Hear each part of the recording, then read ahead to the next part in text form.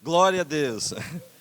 Mas, queridos, a alegria é nossa, né? O prazer é nosso estar aqui com vocês, com essa igreja abençoada, com o pastor Dias, pastor Angélica. Na verdade, antes que a maioria de vocês chegasse, nós já conhecíamos essa igreja, porque nós conhecemos quando tinha talvez umas 20 ou 30 pessoas, né, pastor Dias?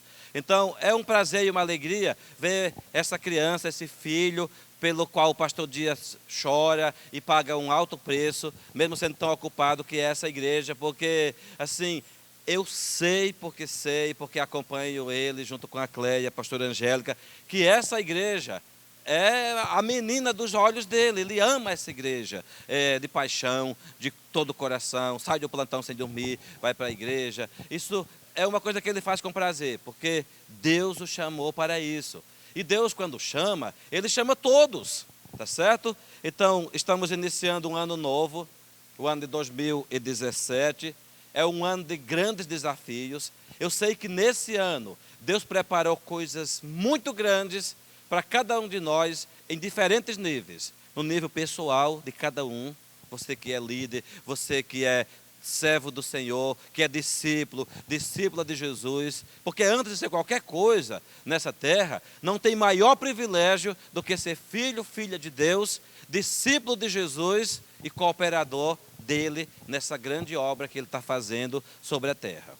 Então a Igreja Plenitude é um pedaço bem abençoado desse trabalho que se chama Igreja do Senhor Jesus. E que seja uma igreja plena, como o nome diz, né? De graça, de saúde, de sabedoria, de unção, de toda plenitude de Deus, como a Bíblia diz, né? Não podia ter um nome melhor para essa igreja. Que toda a plenitude de Deus realmente esteja sobre vocês e está à disposição de nós.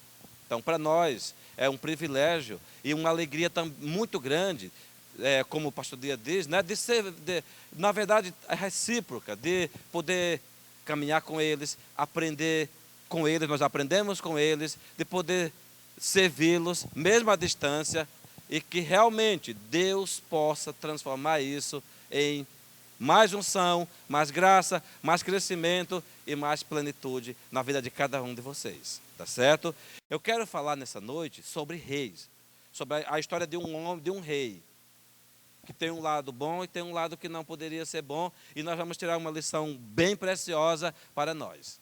E você poderia dizer, mas pastor, isso é muito antigo, né? Isso, reis, é uma coisa lá do tempo de Israel, ou talvez na Inglaterra, mas é 100% para você, porque a palavra do Senhor diz, tanto no Antigo Testamento como no Novo, que nós somos reis e sacerdotes. O Senhor nos chamou para ser uma nação santa e um reino de sacerdotes.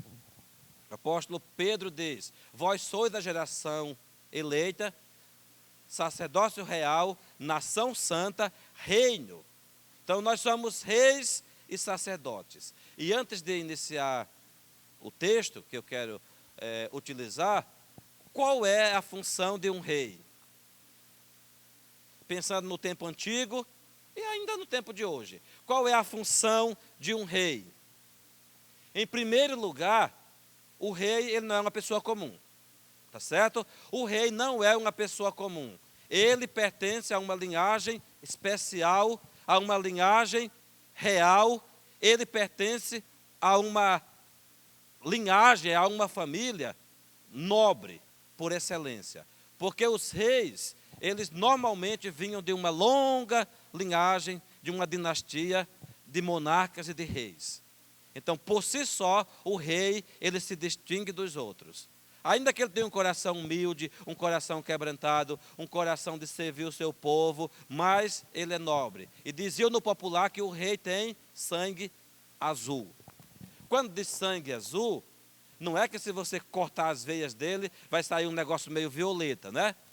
A ideia do sangue azul é a nobreza, porque o azul sempre foi associado com a realeza, com a excelência, com o padrão do céu, porque lá na antiguidade achavam que os reis eram meio que divinos. Daí veio a ideia de que eles tinham sangue azul, da cor do céu.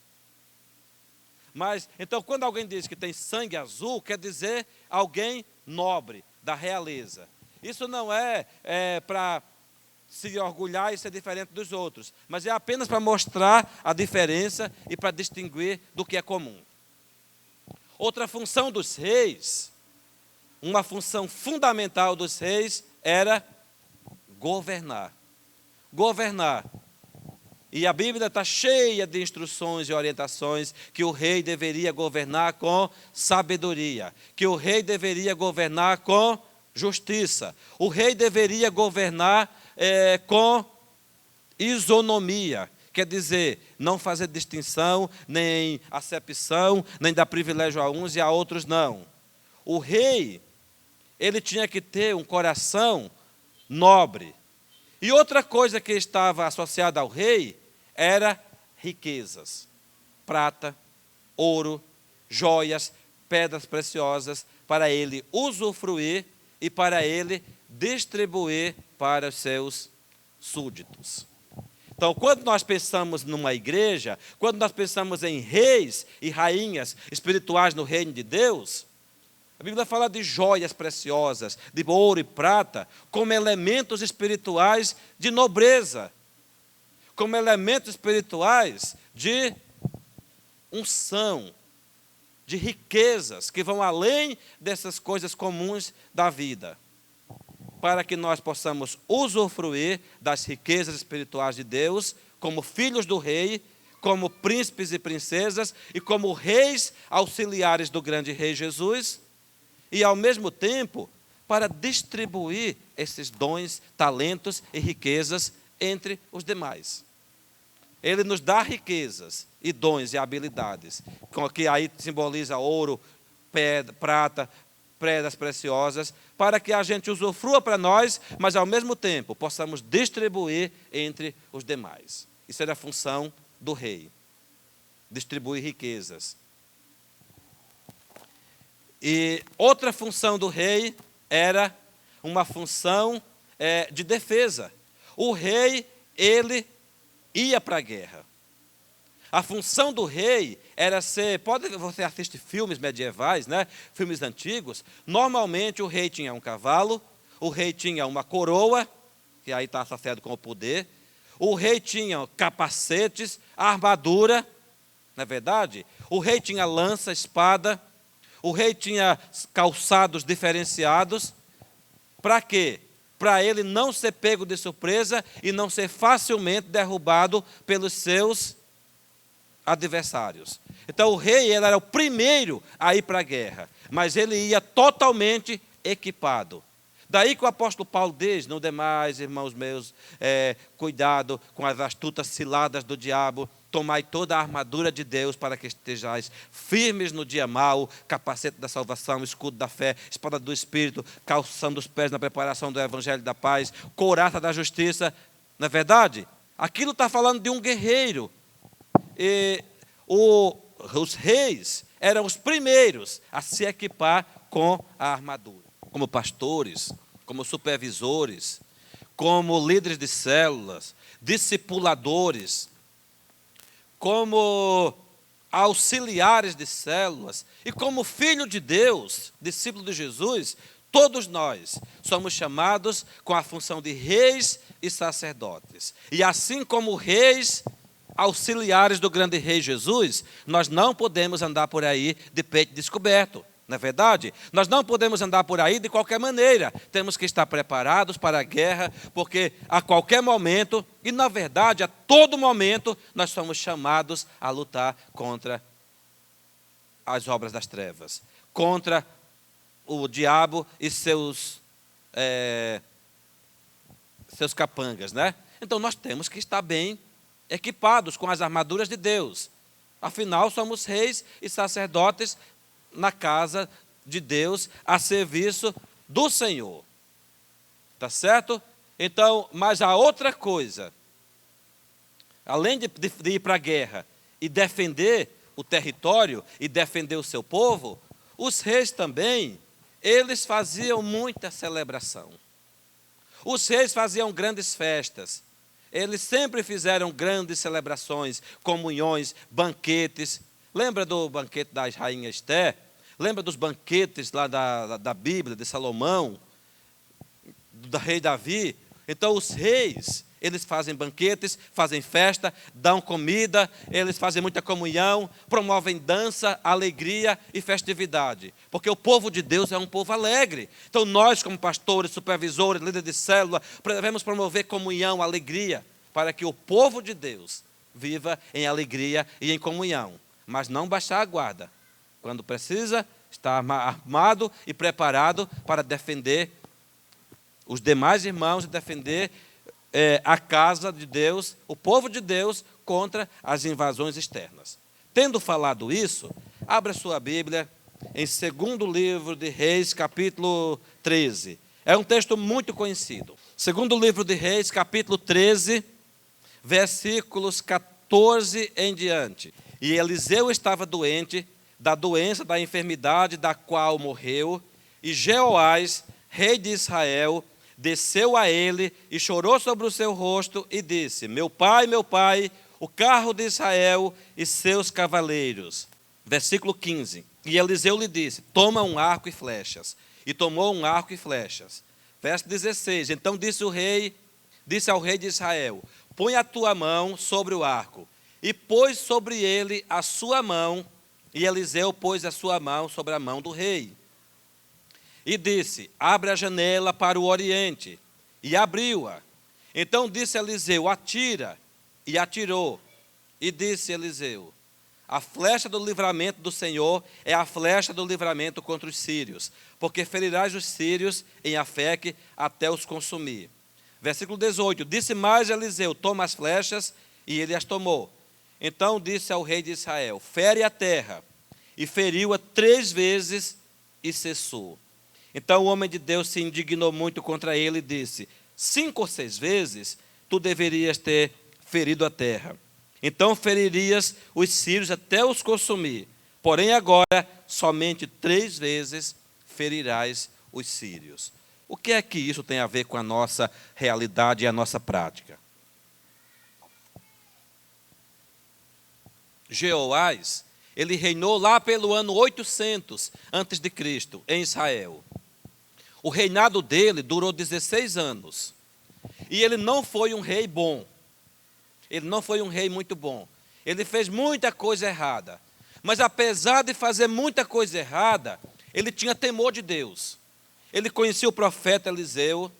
E ele conhecia toda a história, que alguns anos antes, quando Elias foi levado para o céu numa carruagem de fogo. Quem já leu esse texto? Elias levado para o céu numa carruagem de fogo. Certo? Eliseu estava junto, dizendo: não te deixarei, eu não te largo. Eliseu era discípulo de Elias. Vou até Jericó, eu vou contigo. Mas fica aqui, não precisa, eu vou a Jericó, eu vou contigo. Eu vou até o Jordão, eu vou contigo.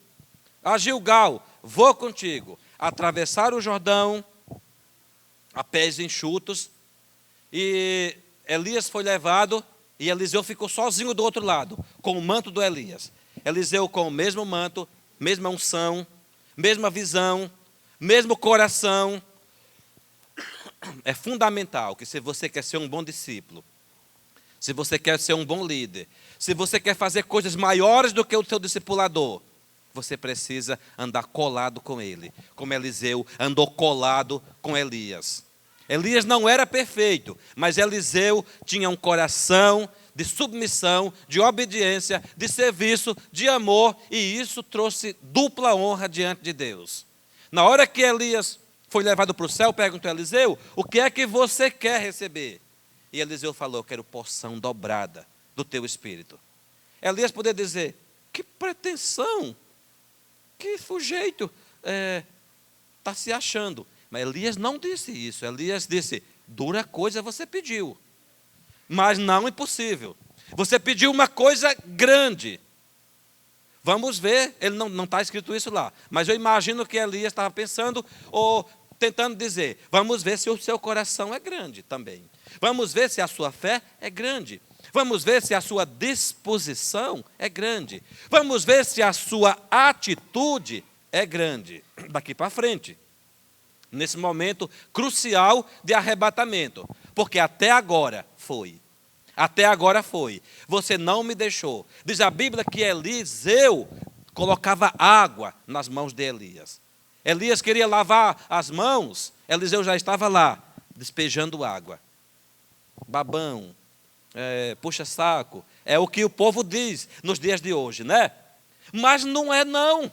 Não era atitude. E a atitude faz diferença. John Maxwell diz que a nossa atitude vai determinar a nossa altitude. Se a atitude for baixa, a altitude vai ser desse tamanho também. Tem gente que anda baixo, conquista coisas baixas, fazem coisas baixas, porque a atitude também é baixa. Eliseu tinha atitudes altas. E na hora que Elias foi levado para o céu, o que foi que caiu nos pés do Eliseu? Um manto.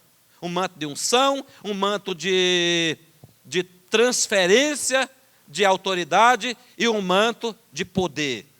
E a Bíblia mostra claramente que o ministério de Eliseu, ele foi 2 vezes mais forte, mais alto e mais frutífero e mais influente do que tenha sido o ministério de Elias. Então, queridos, Deus tem a mesma coisa para nós. Nós precisamos ter coração e atitude de Eliseu. Daí que esse rei Jeoás, ele sabia que Eliseu era o profeta do Senhor, que Eliseu era um ungido de Deus. E as palavras do Eliseu não caíam por terra. Quando Eliseu dava uma direção, quando Eliseu dava um conselho, quando Eliseu dizia, assim diz o Senhor, escreva, porque é isso mesmo. Então esse rei tinha temor de Deus, mas não tinha atitude. Porque durante 16 anos, aqui já tinha uns 10 anos, talvez, 11 anos do reinado dele. Durante todo esse tempo, ele não fazia nada de nobre. Ele achava que só ir lá, Eliseu, põe a mão na minha cabeça. Amém, glória a Deus, agora vai dar certo. E não é isso. Tem gente que diz, meu discipulador, eu pequei, eu não estou muito bem, coloca a mão aqui, ore por mim. Não é figa, não é amuleto. O que vai garantir a vitória não é a mão do discipulador na sua cabeça. É a mão de Deus enquanto você anda, enquanto você caminha, enquanto você obedece, trabalha e faz todas as coisas, né? Então aquele rei foi lá e disse, Eliseu, tu és como os carros de Israel. Versículo 14. A ideia é, meu pai, o carro de Israel e seus cavaleiros. Porque os carros de Deus, os anjos e carros celestiais, já tinham aparecido recente aqui várias vezes.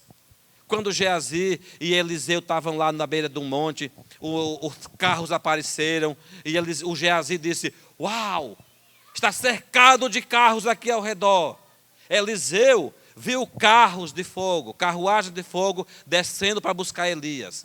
Então, naquele momento, durante o ministério de Eliseu, já tinha várias aparições de carruagens celestiais, intervindo e libertando o povo contra os sírios, fazendo coisas maravilhosas. Então, esse rei, ele sabia dos milagres que apareceu nas vigílias, sabia dos milagres que apareceu nos montes, e estava de olho nos montes. Ele queria mais um milagre contra os sírios durante o reinado dele.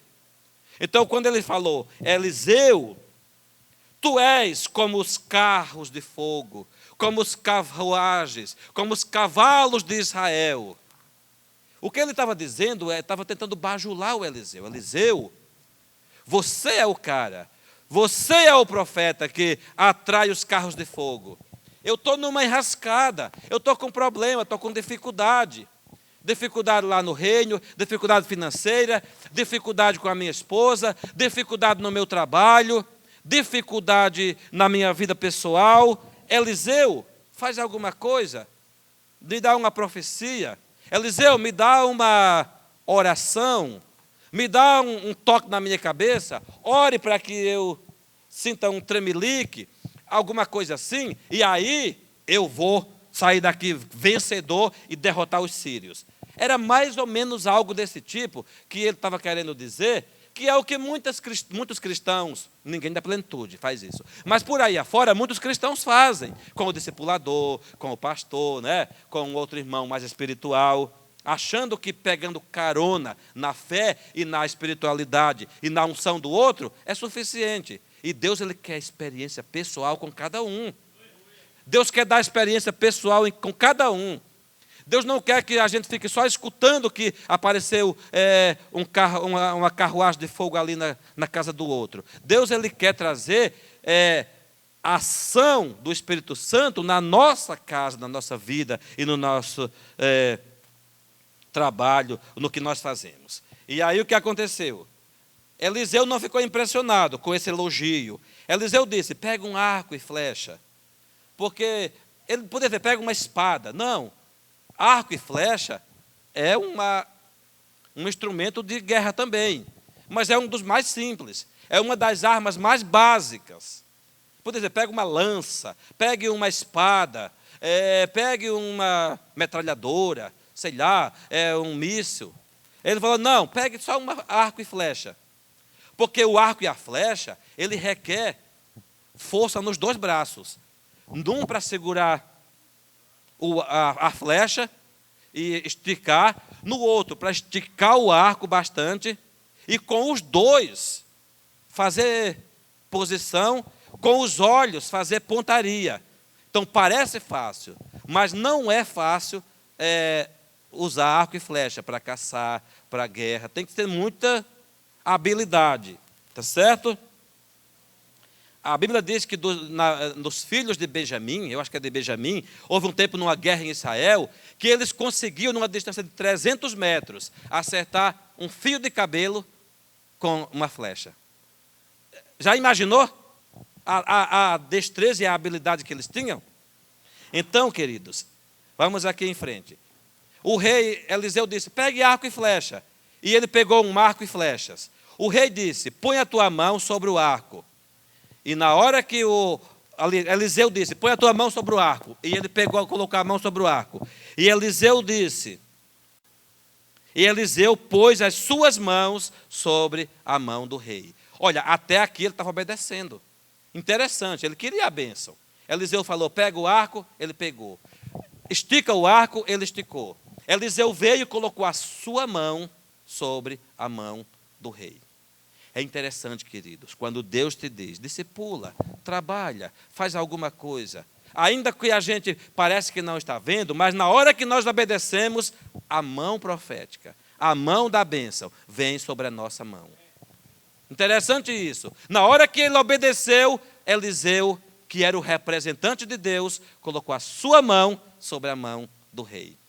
Você quer a mão de Deus sobre a sua mão? Só obedeça.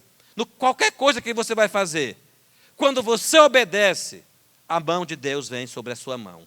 Isso quer dizer que aí as probabilidades de erro, de fracasso, são muito menores. E as chances de uma vitória abençoada estão ali. Porque a mão do profeta, a mão de Deus, a mão do seu discipulador está junto com a sua mão. Amém? Glória a Deus. E Eliseu colocou a sua mão. E Eliseu disse, abre a janela para o Oriente. Oriente é o local onde o sol nasce, ok? Para nós é leste. Oriente é igual a leste. Quando ele disse, abre a janela para o Oriente, essa era uma declaração profética. Porque o sol nasce do Oriente. Abra a janela para o Oriente. Nascer do sol é a ideia de ressurgimento, de novo dia, de esperança. As trevas vão embora, a luz vem. Abra a janela para o Oriente. E ele abriu, continuou obedecendo. Abrir a janela significa não ter nenhuma coisa escondida. Porque eu imagino que aquela casa estava fechada, Eliseu estava doente. Já viu aquela casa assim meio fechada, com cheiro de noite dormida? Todo mundo dormiu, fez alguns barulhos durante a noite, comeu feijão. No outro dia o quarto está assim meio de estranho, né? Aí você, quando abre a janela, que entra uma luz, que entra um vento, areja a casa. Do mesmo jeito na vida espiritual, muitas vezes nós passamos uma semana inteira, um mês assim, meio triste, meio para baixo, meio depressivo, acumulando um bocado de tristeza, ressentimento e coisa. Quando o discipulador, a palavra de Deus diz, abra a janela, abra o seu coração, abra a sua alma para o Oriente. É uma maneira de ficar exposto também. Quando você abre, você fica vulnerável, mas ao mesmo tempo penetra vida, penetra luz, penetra a possibilidade. E aí você tem uma visão, que com a janela fechada, o rei não via nada. Com a janela fechada, está tudo bloqueado. Não sabe se vem chuva, não sabe se vem um visitante, não sabe se vem o carteiro, não sabe se vem o inimigo. Com a janela aberta, ele tinha uma visão completa da estrada, do Oriente, porque para o Oriente também estava o desafio que ele tinha, que era a Síria.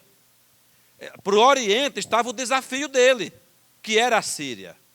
Então, ao invés de fechar os olhos para os problemas, isso aqui já é outra aplicação.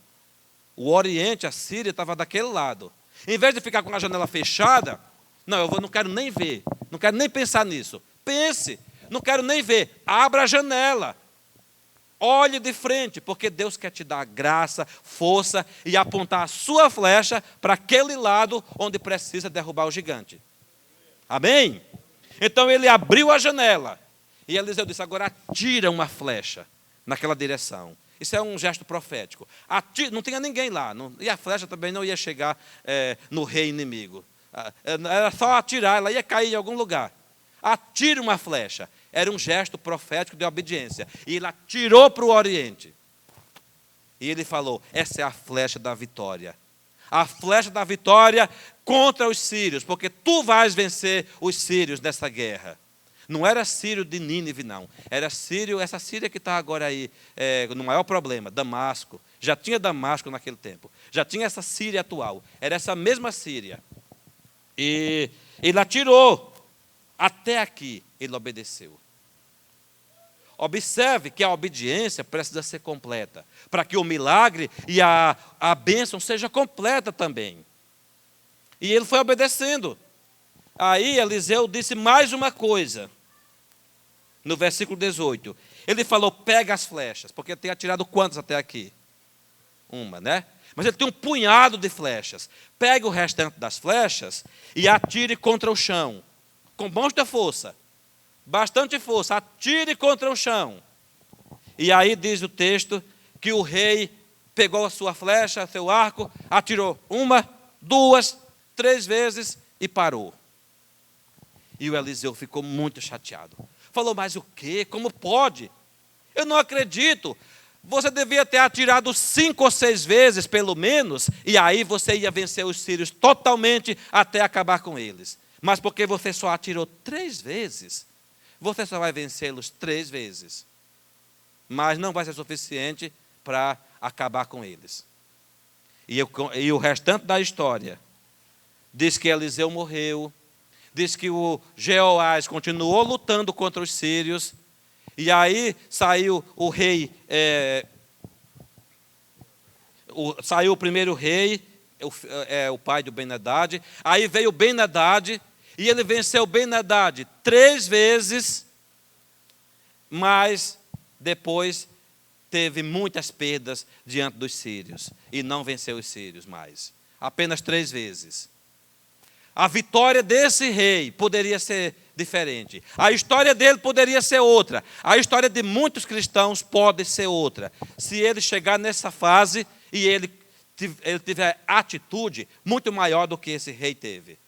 Imagina se esse rei soubesse que cada flechada no chão significaria uma vitória sobre o seu inimigo. Ele ia atirar 10, 20, 50, 100. Ele ia atirar até o braço cansar. E com muita força. Mas ele não sabia. Tudo que ele tinha era a palavra do profeta Eliseu, do discipulador, do homem de Deus, da voz profética dizendo, atira contra o chão. Ainda que ele não entendesse o quanto ou porquê, ele devia ter atirado várias vezes.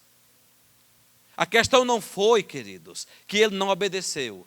A questão é que ele obedeceu de uma maneira com pouca fé, com pouca motivação, com pouca alegria, com pouco entusiasmo. E ele foi só um pouco. Sabe aquela pessoa que diz, eu quero fazer uma coisa, eu vou começar um trabalho. E eu vou estudar, fazer um curso para aprender a fazer um curso de inglês. E aí vai até o verbo to be e para.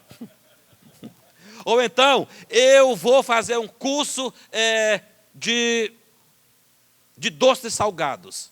E vai a algumas aulas, vai até mexer a massa, vai até na área do fermento. Quando é na lição de botar no forno, aí nem ligou o forno.